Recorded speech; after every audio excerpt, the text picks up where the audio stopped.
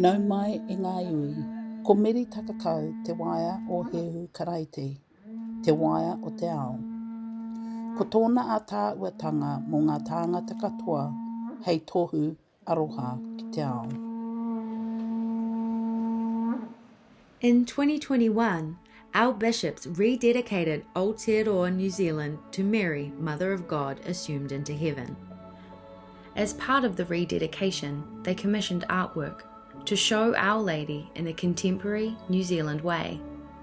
Artist Damien Walker collaborated with Anthony Kemp to create Ko Hāta Maria te Matua Wahine o te Atua.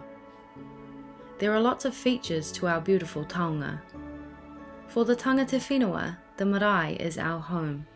It is where our whakapapa is, our past, present and future.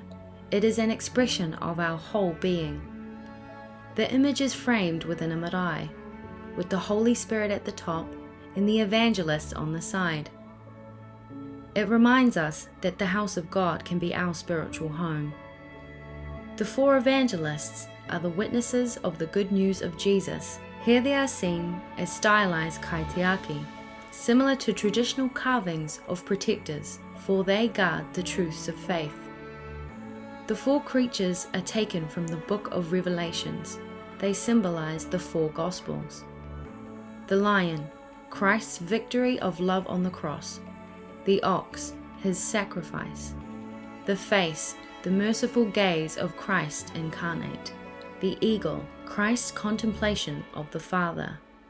At the base you will see four meeting houses, or whare runanga. St. Peter's Basilica, the Vatican, the universal church where Christ is the cornerstone, and Peter the rock on which the church is built. Our Lady of Fourvière in the French city of Lyon, where Bishop Pompalia, St. Peter Chanel, and the early Marist missionaries dedicated themselves to Oceania. Te Te Waitangi, where Bishop Pompalia would insist that religious freedom be part of Te Tiriti or Waitangi. Near it, we see the chapel of Motuti in the Hokianga, where Bishop Pompalia first settled, and where his remains have been placed at rest. Mary is honoured with a great korowai in the magnificent colour of the Pūkeko, which also reflects the great oceans we all travelled to settle in New Zealand. Her cloak is rimmed with the Potama, the ascending pathway to heavenly knowledge, for she is the seat of wisdom that leads us to Christ. The golden band at the top of her korowai represents the flax that was traditionally used as the base of these cloaks.